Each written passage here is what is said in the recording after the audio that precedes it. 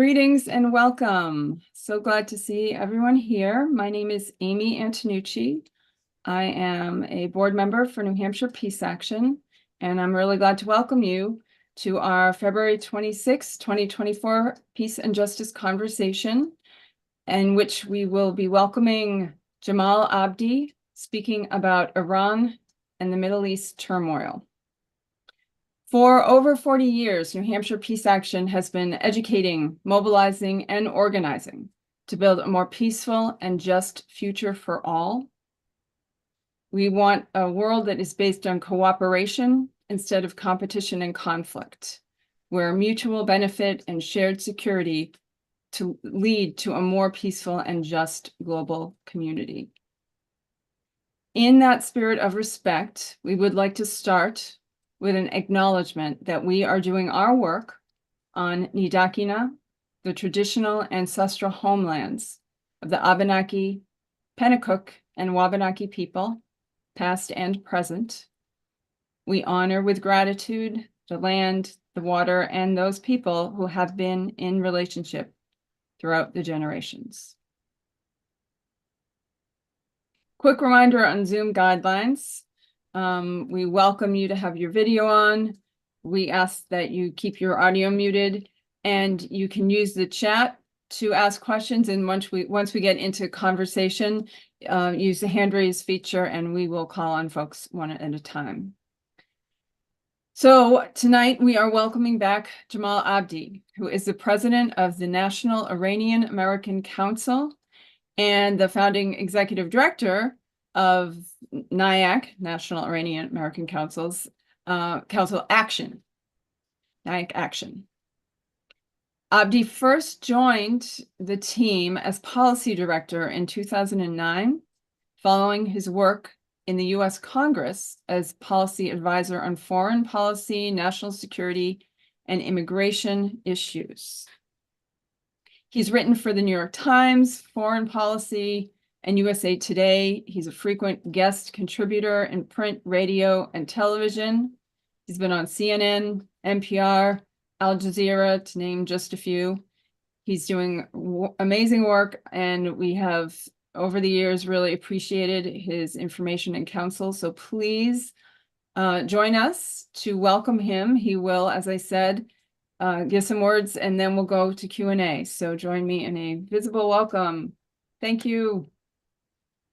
Thank you, Amy, and to everybody who's here tonight. Thank you to New Hampshire Peace Action for everything you all do. It is obviously more important than ever, and I think we're in a really, really important moment right now. You know, both in terms of what is happening in the Middle East, what is happening in our country, and the prospect of a sort of renewed peace movement here in the United States. And so as tragic, we were just talking about this, as tragic and horrible as, I mean, 30,000 people being killed, and the horrors that we're seeing, and the fact that our government is signing the checks for what is happening.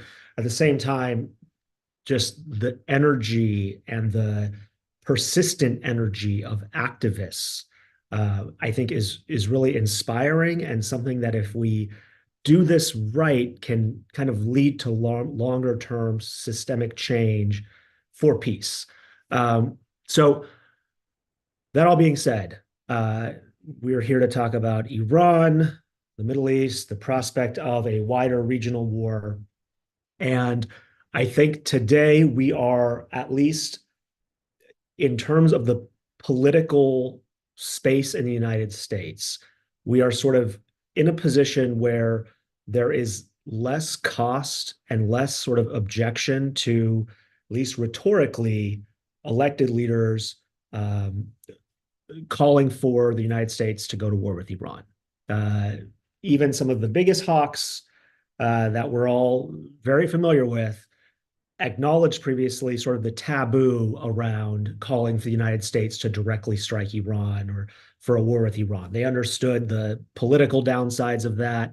And so there was a lot of footsie being played with the notion of war with Iran. There was a lot of flirting, and people implying it. But I think today we now have elected leaders just coming out and saying that that's what they want. So 4 weeks ago, um, after 3 U.S. service members were killed in a drone attack in Jordan that was launched by a paramilitary group with affiliations to Iran, Senator Lindsey Graham declared that Joe Biden needed to hit Iran and hit Iran hard. He was joined by Senator Tom Cotton and Senator John Cornyn, who both issued statements calling for the Biden administration to do something that for decades there has been discussion and behind doors consideration and news articles and op-eds calling for presidents to do this, but which so far at least the United States has avoided doing, and that's bombing inside of Iran. And now we've crossed this threshold where this is being openly talked about. Further, in the Republican debates, if we can call them that, the Republican debates late last year, we had several debates where there were entire sections where you had people like Nikki Haley, like Tim Scott, implying, using language that came very close to outright calling for war with Iran, but implying that the United States needed to stop settling for all of these strikes that we're doing against militias in Iraq and Syria and so-called proxies of Iran, and needed to strike Iran itself. More to this point, we've got major organizations, sort of part of the Israel lobby, groups like United Against Nuclear Iran, led by Senator Joe Lieberman, former Senator Joe Lieberman, who also, after October 7th, came out and said, we are calling for direct strikes on Iran. We want the U.S. to finally do what no president has done so far. So I think we're in politically very dangerous territory where this is something that's being openly discussed. Now, as we all know, Biden declined to bomb Iran directly. He did launch something like 80 strikes in Iraq and Syria, targeting Iranian IRGC targets and groups linked to Iran. But like every single one of his predecessors, who similarly were met with demands and pressure from inside their governments, pressure coming from the Israeli government under Obama, pressure coming from within the circle of advisors under Trump, pressure coming from Vice President Cheney under Bush. Like all of them, Biden declined to bomb inside of Iran. And even Trump, Trump came very close to doing that. He famously, after Iran shot down a U.S. drone, he actually greenlit strikes inside of Iran. And then with just minutes to go, he pulled back and reversed course and said that, I don't know, he came to the realization that the cost was going to be so high that he didn't want to do it. So everybody understands just how big of a sort of threshold this is if we go this route, and yet we do have more calls for this. Now, so Biden sort of declined to strike Iran directly. He was criticized as, being too weak, and by projecting that the U.S. was going to have these retaliatory strikes, gave Iran too much notice, and that the problem with this was that the U.S. doesn't have enough deterrence on Iran, and so Iran is not deterred, and therefore feels like it can do whatever it wants and pay no cost. And this is a notion that I strongly disagree with, and we can get into that. I don't know if anybody believes in this notion of deterrence and that there's, we need more strength so we can have more peace, or whatever the adage is. But for its part, Iran and this network, this so-called axis of resistance, these paramilitary groups and groups that engage in, terrorism inside of Iraq and Syria, and groups like Hezbollah and Hamas and the Houthis, groups which are sort of in varying degrees connected to Iran. I think there's this overstatement of how much control Iran actually exerts over them, Iran is certainly their benefactor.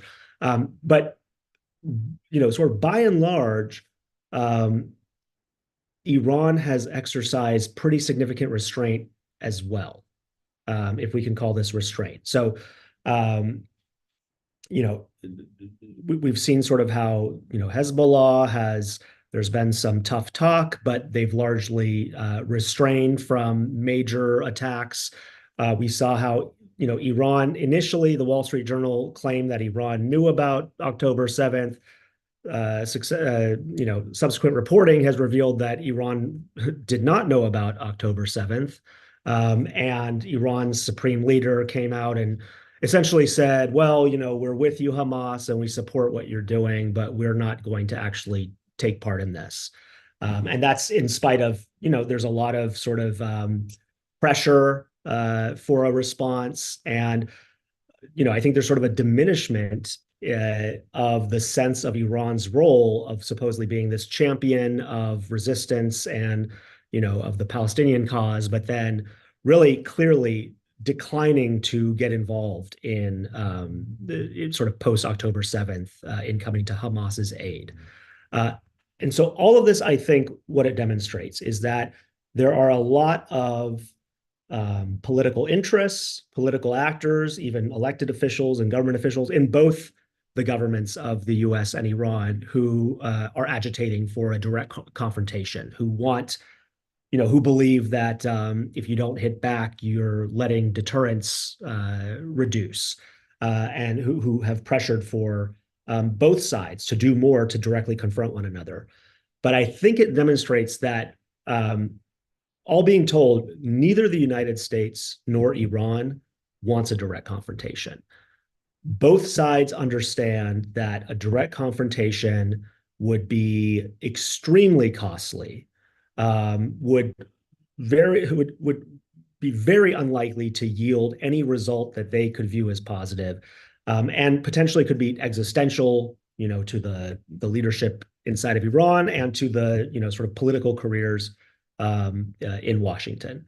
And so, for all the tough talk and all the posturing, I think at the top, the two sides really understand, they can take pot shots at each other. They can sort of escalate up to a certain level, but so far have been unwilling to kind of cross that threshold for a direct confrontation because they understand how much the costs are. So now, does that mean that there is no threat of a war between the U.S. and Iran, no threat of a regional war? Absolutely not. I think we are right now in a situation where the longer this war continues, the longer Israel is in Gaza, the longer this sort of festers and metastasizes, the more chances of a flashpoint emerge, and the ability for these sides to refrain from directly engaging each other becomes less and less.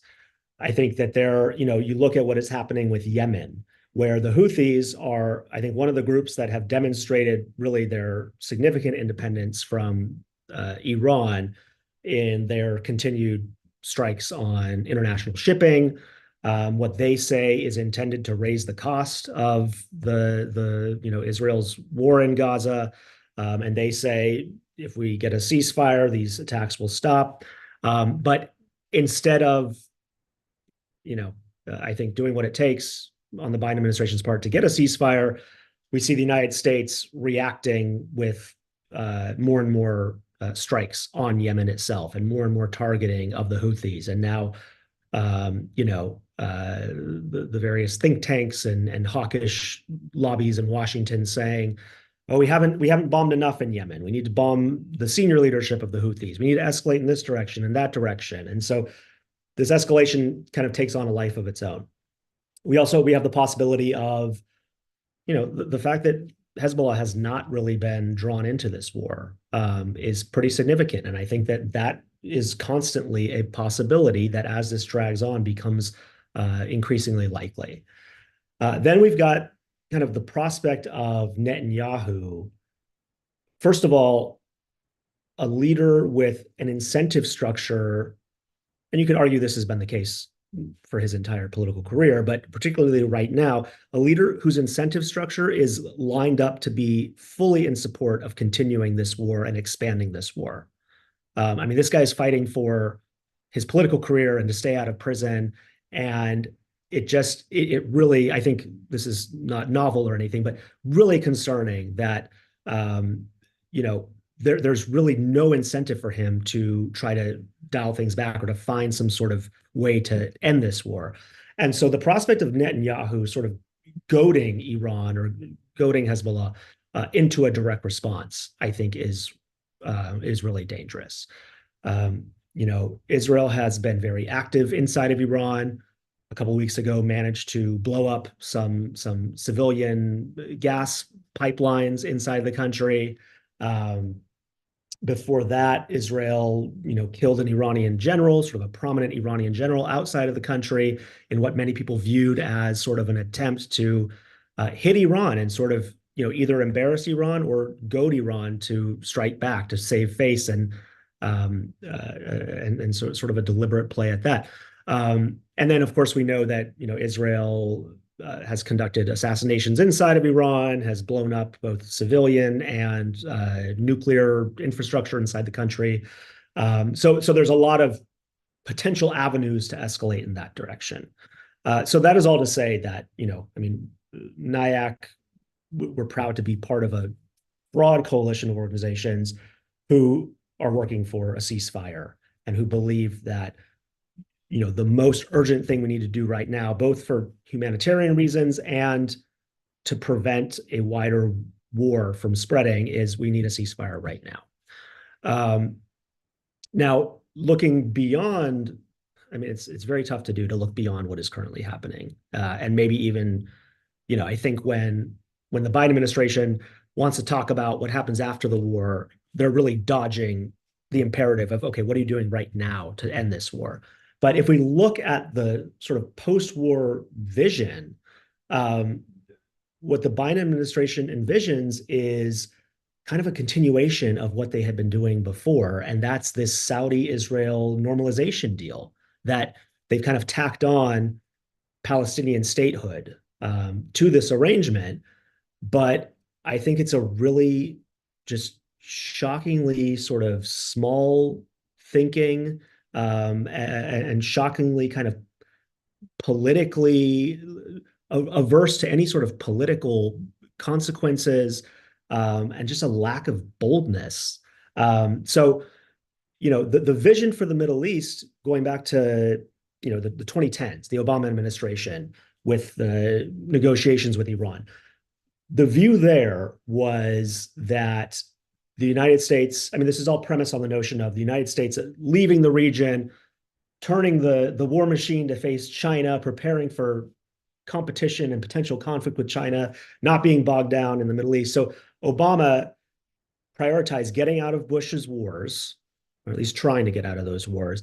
And then this view that the United States could engage Iran to sort of dismantle the conflict between the U.S. and Iran and enable the U.S. to sort of engage with all the actors in the region. And Obama, famously said he viewed it as Iran and Saudi Arabia needed to figure out how to share the region. And that was going to start with the U.S. ending the tensions with Iran around the nuclear program, putting that nuclear program in the box. And then hopefully his successor would be able to forge some sort of broader diplomacy within the region. That being said, in getting the JCPOA, the Obama administration did send record sums of weapons into the region and sort of paid off Israel and Saudi Arabia in order to be able to do the deal with Iran. So not necessarily this massive paradigm shift, but the deal itself was a paradigm shift. Then Trump comes in, and the vision there is sort of an inverse. And it's not that we need to figure out how to reduce the conflicts in the region and try to forge some sort of, interconnectedness or some ability for the various parties in the region to engage. And his vision was the Abraham Accords, which was essentially a vision of uniting U.S. partners around this anti-Iran axis, and that the United States could sort of sweep the Palestinian question under the rug, and sort of just pretend that that doesn't exist, and instead unite the, Arab states and Israel around this axis of standing up to Iran. So it was very much a vision of organizing the region on the premise of conflict with Iran. And so he gets the Abraham Accords. There's normalization with, Bahrain and Israel and UAE and Israel, but he doesn't get Saudi Arabia. He runs out of time, and Jared Kushner, with all his brilliance, couldn't get the big crown jewel. And so Saudi and Israel don't have the normalized relations. Then Biden comes in, and the vision, I think, was an amalgamation sort of his two predecessors. And it was this view that, yes, we are first going to sort of slay the wolf nearest the sled, and we're going to restore the Iran nuclear deal that Trump pulled out of, as sort of a first step to reset things. And then we were going to embark both on a, so-called longer and stronger deal with Iran, as well as regional diplomacy to begin trying to forge those abilities for the Saudis and Iran to share the region, and then eventually potentially get Israel involved. And so it was kind of both things at once. And unfortunately, this entire plan failed right out of the gate. The Biden administration, his team, did not do what it took to get back into the nuclear deal. Far too sort of politically cautious, far too deferential to the Israelis and the Saudis. And so we did not get the restoration of the nuclear deal. And so by last year, the Biden administration had essentially pivoted back to the Trump approach. And I think they believed that they could kind of out-Trump Trump on the Abraham Accords. And they start to turn their attention to this normalization between Saudi and Israel.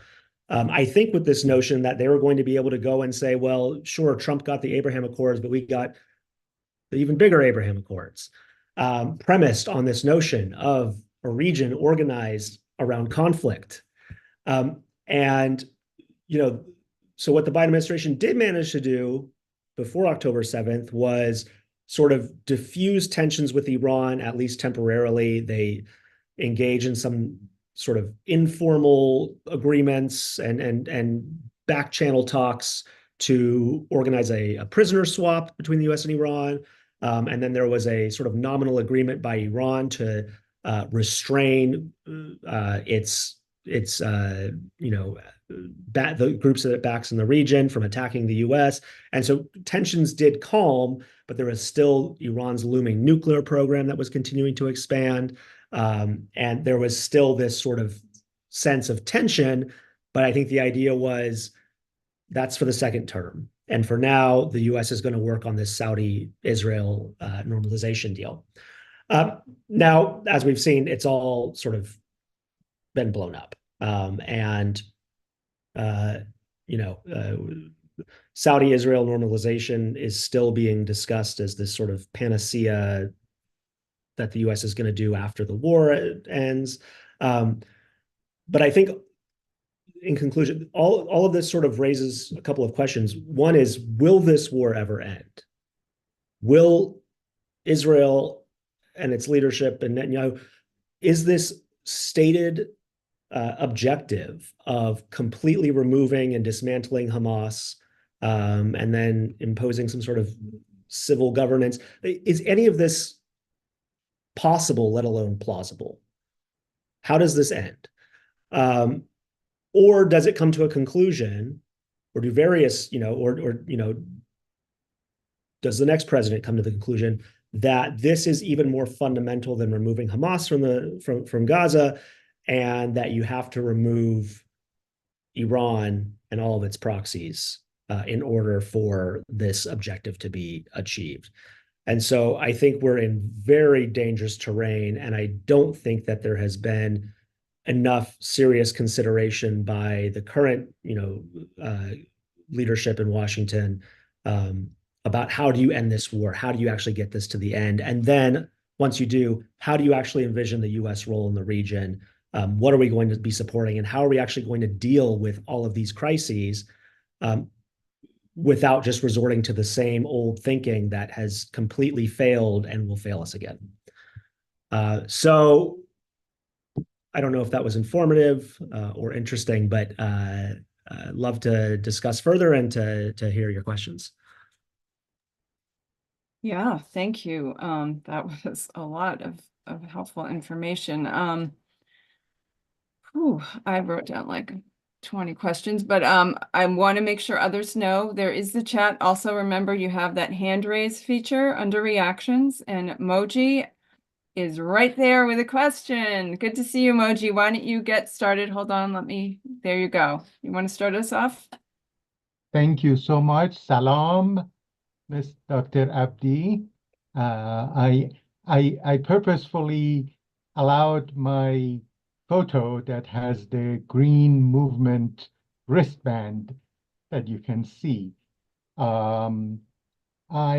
First of all, thank you. I'm so glad for the younger generation of Iranians in this country that, especially with your leadership and treat us before you, that are, are trying to have some kind of a civil society representation of Iranians and Americans in this country in the form of NIAC. And I know you get it from both sides.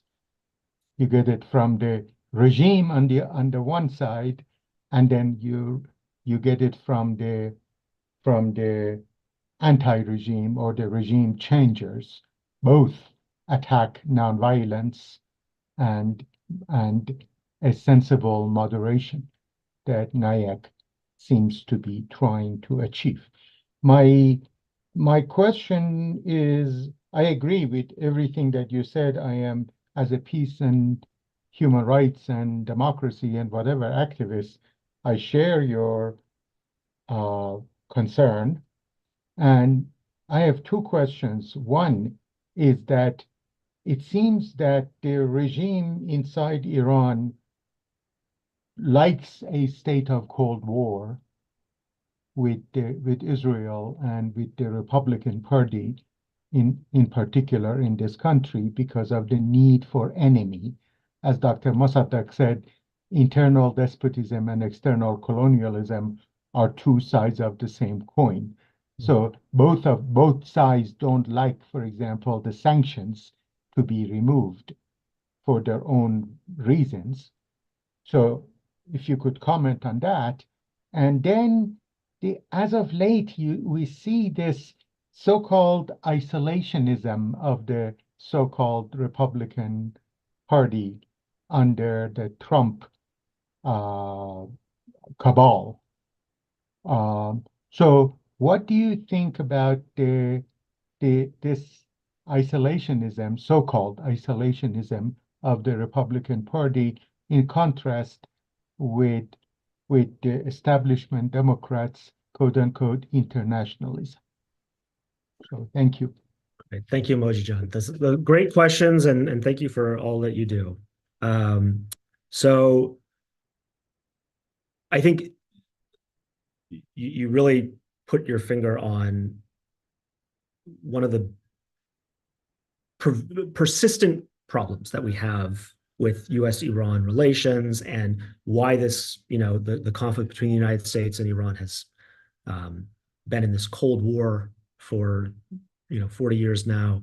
And it's that there is this, what do we call it? There's this relationship, this symbiotic relationship between hardliners in the United States and hardliners in Iran, who thrive on conflict with one another, who depend on conflict with one another. And I'm always amused when people here say, well, the Islamic Republic, that regime, we can never have relations with them because fundamentally they need the United States as an enemy. And to me, that always raises the question of, well, don't we need Iran as an enemy? Isn't a lot of our Middle East policy premised on the notion of having Iran as an enemy? The entire, like I was just saying, I mean, the Abraham Accords, the arms deals, all of this is, and then not to mention, how much money is in our politics that is promoting conflict Cold War conflict, potential hot war conflict with Iran. So we have so much on our own side that is dependent on this adversarial relationship. And when we talk about incentive structures, very little incentive to actually fix the problem. There's far more incentive to talk tough and call for, the U.S. to be tougher and to do more sanctions and escalate towards war than we have for people calling for peace and actually working for peace. So there are so many incentives for this sort of pro-war view on things here on this side. Then meanwhile, on the Iranian side, I mean, people are shocked that, the JCPOA, the Iran nuclear deal, was just as controversial inside of Iran as it supposedly was here. I mean, just as many hardline groups that opposed it, that tried to block it. And, the supreme leader, Ayatollah Khamenei himself, even, after the deal was struck, said we have to guard against sort of Western penetration of Iran, that in lifting the sanctions, there was a risk that essentially that the Iranian people were going to be less isolated, that the Iranian economy was going to be less isolated. And, these hardliners, they thrive on that isolation. People might think I'm crazy, but, I don't think that the Islamic Republic exists for 40 plus years and exists as it does today without having the United States as this foil to help put its thumb on the political economy inside of Iran. And through sanctions and isolation and threats of war, kind of doing the regime's job for it by impoverishing people, keeping them isolated, and giving civil society, the middle class, all the elements you actually need for, democracy and for true change, handicapping all of those elements. And so, the leaders at the top are happy with that. They're not suffering under the sanctions. They're not starving because of the sanctions. And then the second question about sort of isolationism in the Republican Party and among libertarians.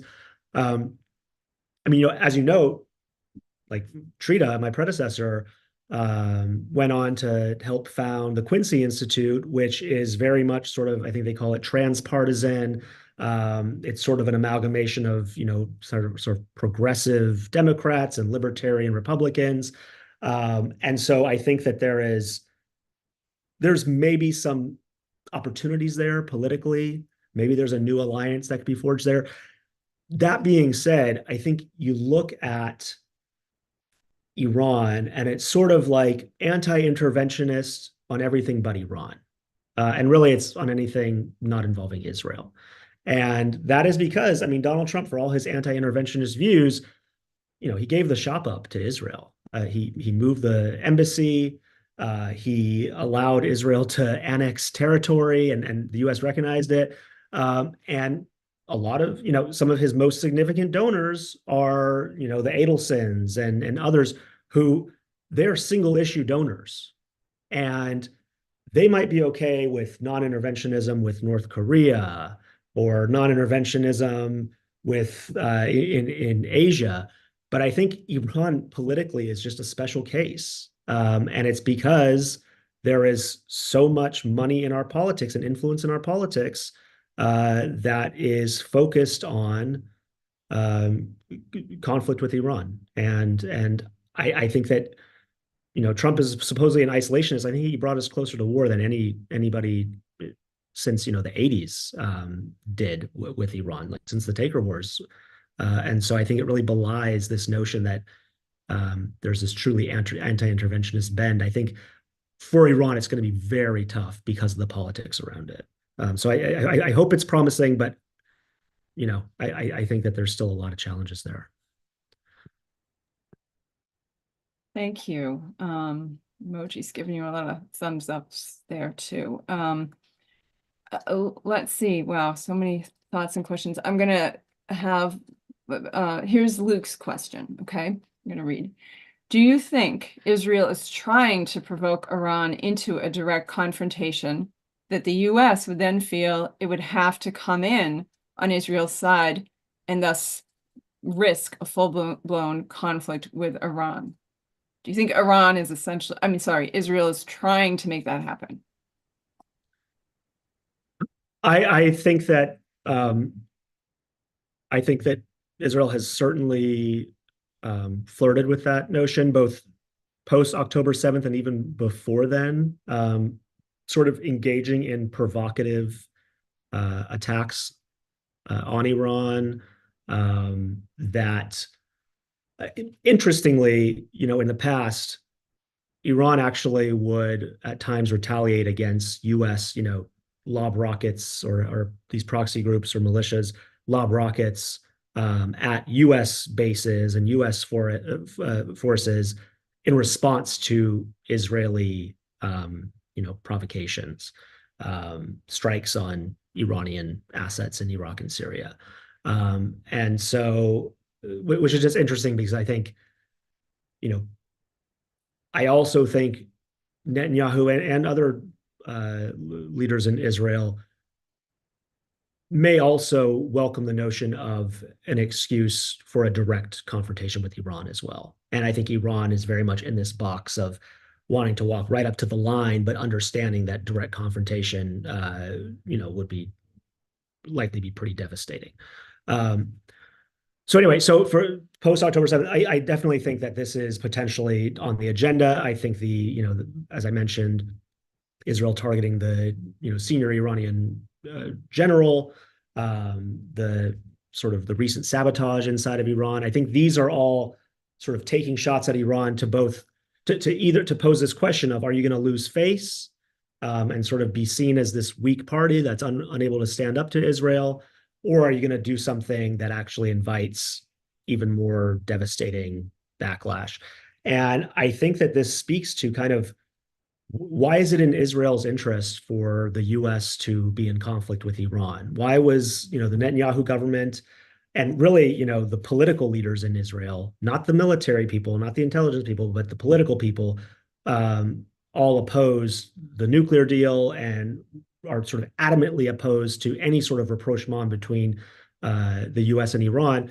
It is that there's this view of, Israel at the end of the day needs the United States to have its back and needs the United States to, if need be the ones that actually go and strike Iran, or be the ones that come in with the, aircraft carriers and everything that we did after October 7th to, supposedly deter these bad guys. And, U.S. is the one sending all the armament. So I think Israel really believes that having the United States both engaged in supporting it and not finding a solution to the region where the United States can begin to disengage is really part of the sort of strategic overview of this government and previous Israeli governments. And I think until that notion is disabused, that there is some sort of incentive towards this conflict with Iran, because that is how you guarantee the U.S. stays in the region and continues to support Israel.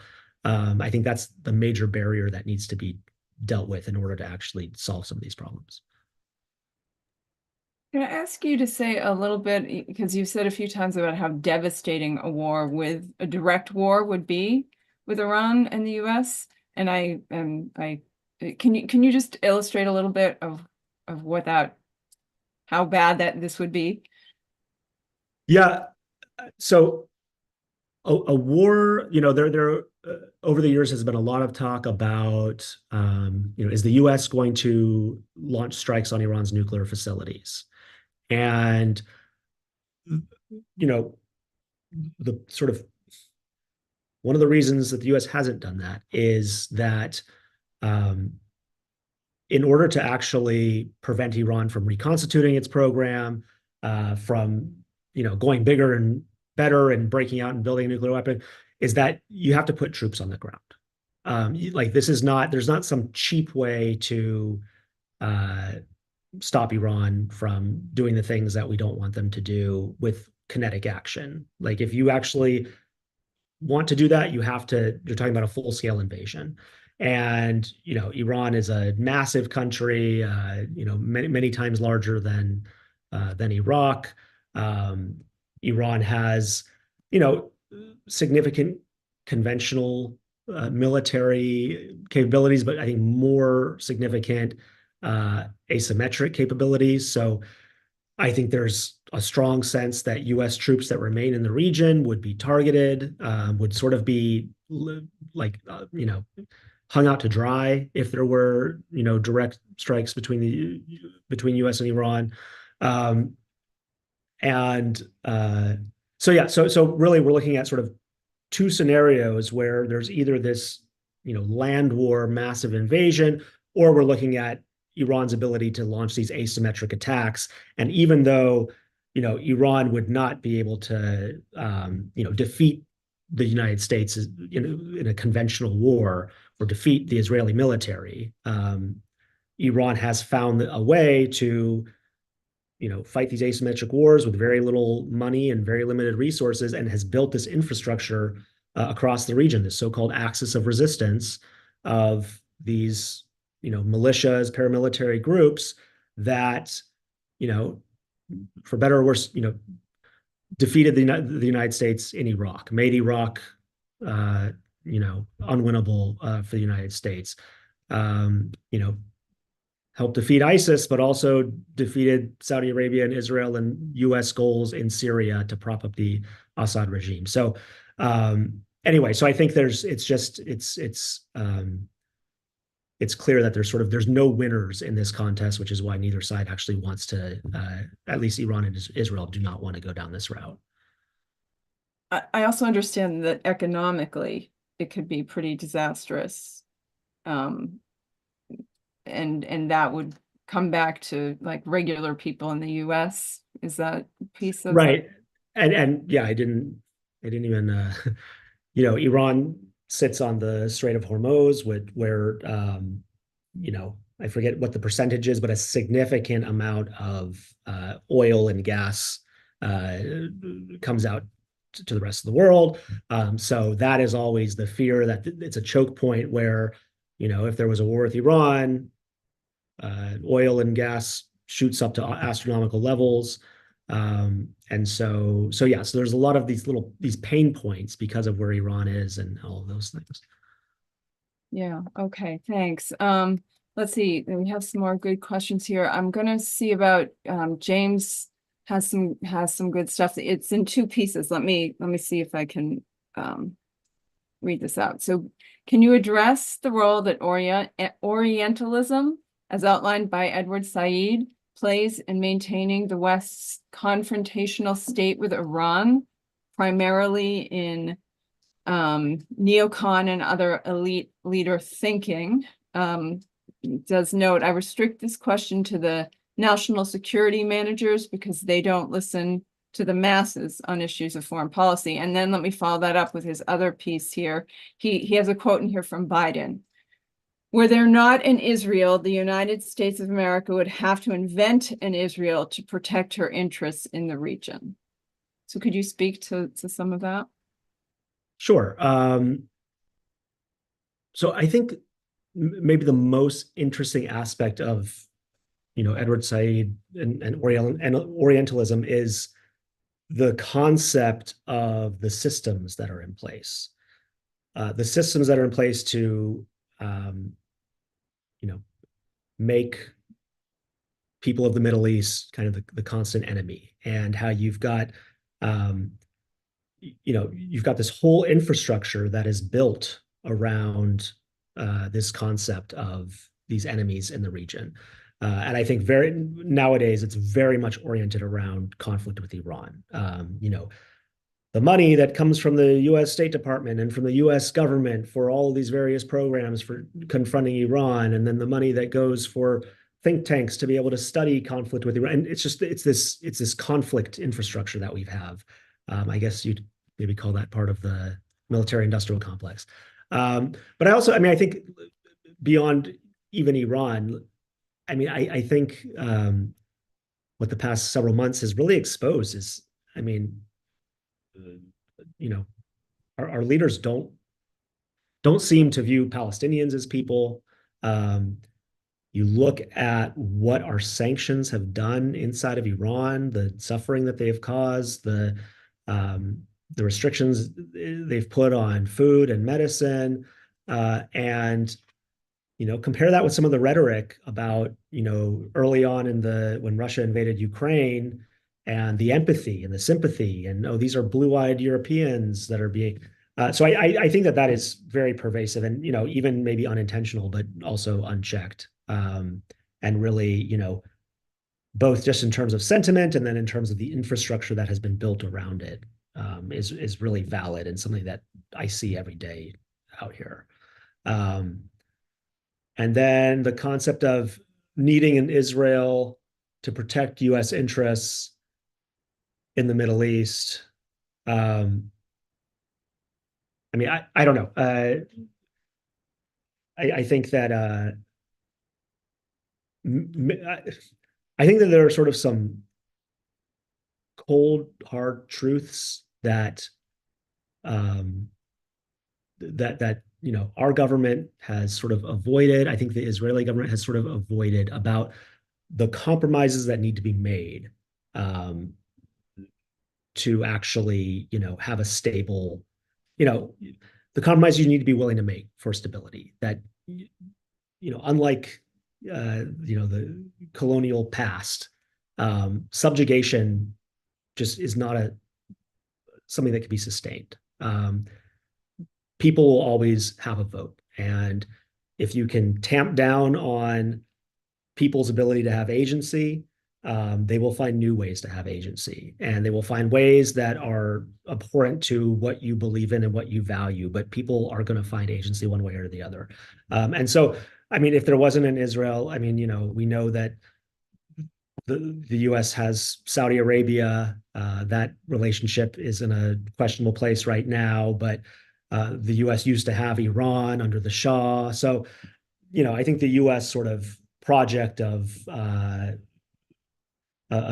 really, trying to keep access to energy and keep oil prices at a certain level, I think that has been accomplished in various ways. And I think actually the existence of Israel, I think, places different kind of interests and constraints and incentives, and it sort of brings this ideological, and it brings sort of a whole new dimension to it. I don't think the U.S. I think actually the U.S.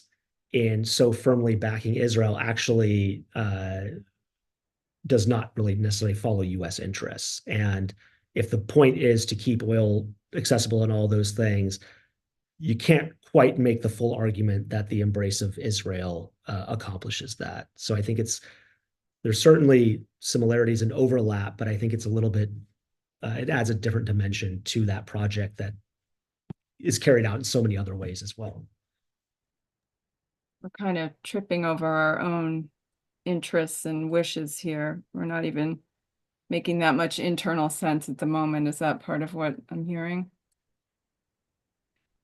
Yeah, absolutely. I mean, I think in our politics, I mean, like we look at the different kind of leverage points for elected officials. You've got the masses right now.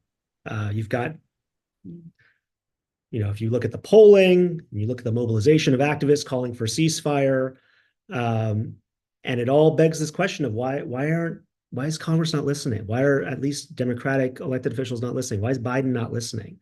And so for whatever reason, the collective action that we're engaging in, at least at this point, it's either not strong enough or we're not finding the right vulnerability points to be able to move things. And I think we're getting there. I think we're getting better. And I think this is sort of the dawn of maybe a new era in the anti-war movement.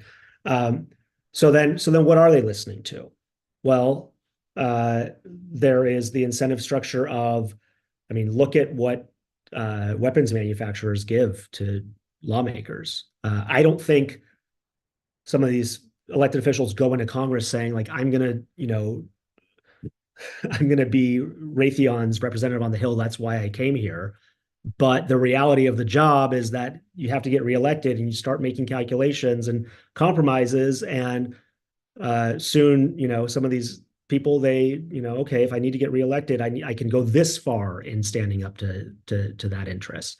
And then the other aspect, I think, is it is the Israel lobby. Like the Israel lobby it's a real thing. It's not, anti-Semitic to say that. Like there's a pro-peace Israel lobby, but then there's the AIPAC Israel lobby, and the amount of influence AIPAC has on Capitol Hill, it is real, it is tangible, and lawmakers and staff will say it behind closed doors, but they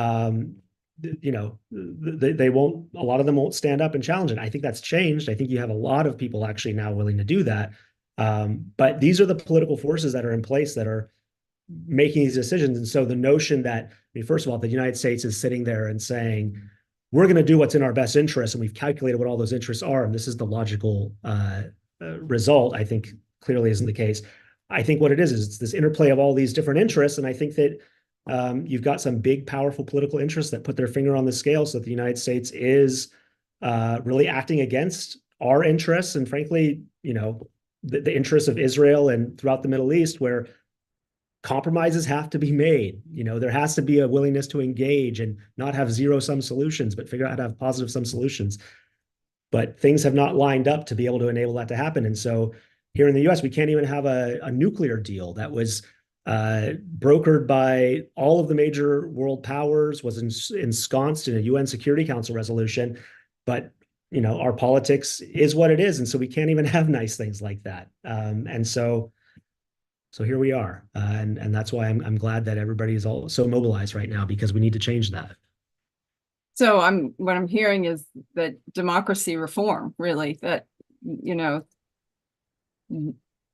getting a real democracy in this country is really, really important. That dealing with things like special interests and money and all these other things that warp the democratic process in the U.S., we've really got to move those if we really want to make this larger difference. Is that part of what I'm? Absolutely, yeah. And I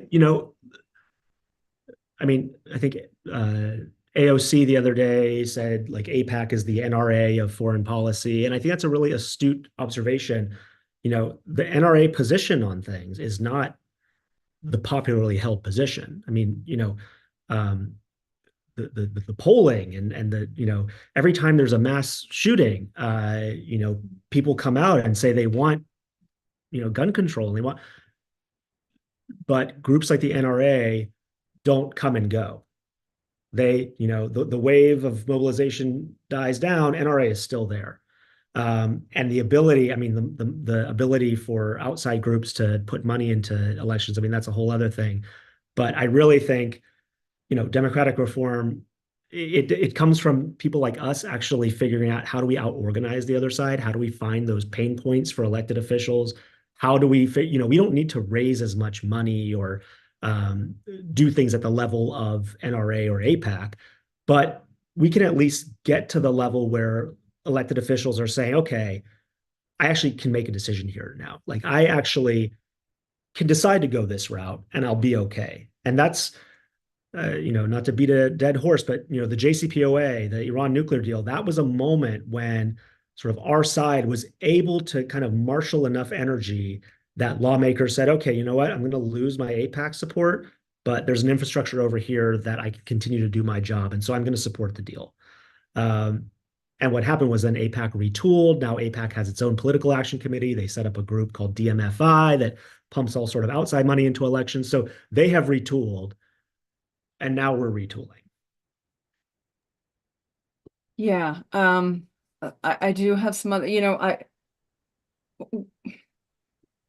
what I had really hoped around, what I don't understand, let me say it this way, is why people became so incensed about the possibility of Russian interference in U.S. elections, where we have AIPAC and no one's, there's these ways, you spoke of this before, that there's like this double standard, these contradictions, that if we could get folks to get that excited about Israel putting money into another foreign government influencing our elections, I would like to help people care that much. Let me though actually ask this other question. I'm noting how little time we suddenly have. And maybe you'd be willing to stay a few minutes after we officially end, because I know there's folks who would love to talk, a few folks who'd love to talk to you, but I do want to ask Mike's question a little bit more about the internal politics of Iran. Some of us have been very excited to see the women's movement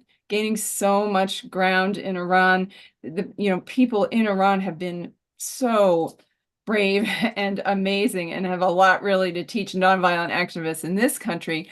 And Mike is actually wondering also, are there a lot of disagreements between people, the Persians and the Kurds, et cetera, that's holding back, internal work on democracy? Let's put it like that.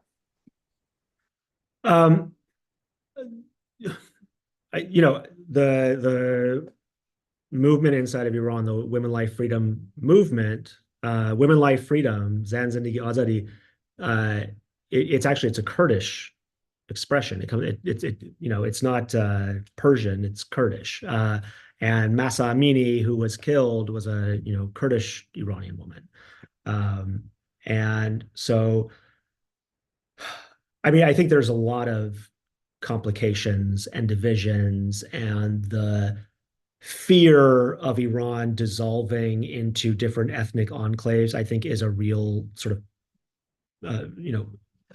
it's a palpable fear within Iran. And it's actually one of the things that the Islamic Republic will use to kind of dissuade people from challenging the system, the prospect of Iran, collapsing into these little ethnic fiefdoms and everything. And the thing about the movement. So Moji mentioned the Green Movement from 15 years ago. I think what we saw and what we're seeing in Iran, it's much more of an expression of rejecting the regime and demanding basic rights be observed, and but it was not a movement necessarily that was organized and that had leaders. And as profound and inspiring as it was, I couldn't help, and many of us couldn't help but watch it and think, what if they're actually, what if Iran wasn't so isolated? What if there was actually a civil society in Iran that was connected with the outside world, that was able to be organized and to organize this movement? And instead of asking people to march in the streets and risk their lives and everything, to actually have kind of plans in place and leaders and this infrastructure and sort of a pathway. And so I think the frustration of Iranians and just the unwillingness to continue to deal with this, I think is palpable. But the ability to organize, I think a lot of it came actually, a lot of the organization happened in the diaspora, and there you have these massive divisions. You've got, there was a coalition of groups or a coalition of individuals that was set up during the protests, and it was composed of various sort of prominent opposition figures, and it lasted, I think, all of 3 months before they were all fighting, and there were recriminations, and it included, one leader of a prominent Kurdish group, but it didn't really, I think, sort of encompass any of the other, ethnic groups inside of Iran. And then you have sort of the most prominent opposition figure is the son of the former Shah, who is he's the crown prince of Iran. And his supporters sort of went after all the other supporters. And it's just a big mess on the outside here, where we don't have a repressive regime cracking down on us, and we don't have sanctions that are denying us resources and the ability to connect. And yet there are all these divisions that I think make the rulers in Tehran actually really pleased with the opposition they have. And I think that the people that actually they're most afraid of are the people that are rotting in prisons right now. And a lot of those people actually are vilified by these diaspora groups because they're viewed as, they're reformists. They tried to work in the system, so they're part of the regime. So I think we've got a lot of growing to do on the outside, and Iranians on the inside, I think, have been sort of dealt a real disservice by what has happened on the outside. Well, thank you for being here on the outside, working so hard and so smartly. It's clearly in all of our interests, and we really appreciate your good work. And I do need to end some things, and I have some information I want to give people. First of all, just thank you so much, Jamal, for your work, like I said, and for sharing with us tonight. And everyone, please keep up with Jamal and the NIAC Council at www.niacouncil.org. Put that in the chat as well. And then we would love you to stay in touch with New Hampshire Peace Action at nhpeaceaction.org. We're also on Facebook. Let me put some stuff in the chat there. Hopefully that worked. To learn more about what we're working on and what programming we have coming up, here are a few things I'll highlight. If you are in New Hampshire, you can join us in person at an upcoming Ceasefire Now Vigil for Peace. We're calling for a permanent ceasefire, an end to U.S. military aid to Israel, and humanitarian assistance for Gaza. This week's schedule: Wednesday, February 28th from 2 to 3 p.m. We'll be outside Representative Chris Pappas's office in Dover, 660 Central Ave.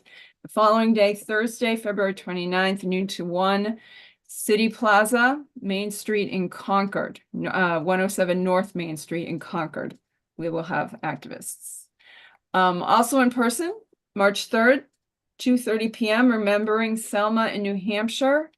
Meet at 100 Granite Street, Manchester for an intro, then march across the Granite Street Bridge and back, followed by a car rally to the Valley Street Jail. And from there to NEP House of Praise, Maple Street in Manchester. I want you to know on Thursday, March 7th, we'll have another Zoom program, 7 to 8:30. It's a New Hampshire Peace Action Acts No Wider War.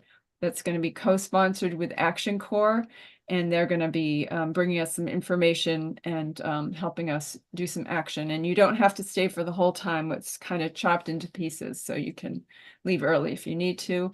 Our next online peace and justice conversation will be Monday, March 11th from 7 to 8 p.m. on Zoom. And we are excited to have Kathy Kelly coming to speak about holding war profiteers accountable and the Merchants of Death War Crimes Tribunal that she has been working with. And then put on your calendar Monday, February 26th, 7 to 8 p.m., another Zoom program. This will be an update on New Hampshire Peace Action's work, including the opportunity to meet our new director. Note that this series is free and open to everyone. That said, it means a lot to us to get your support. You can go, I put something in the chat, more than I meant to, but nhpeaceaction.org/donate is the critical part there. So,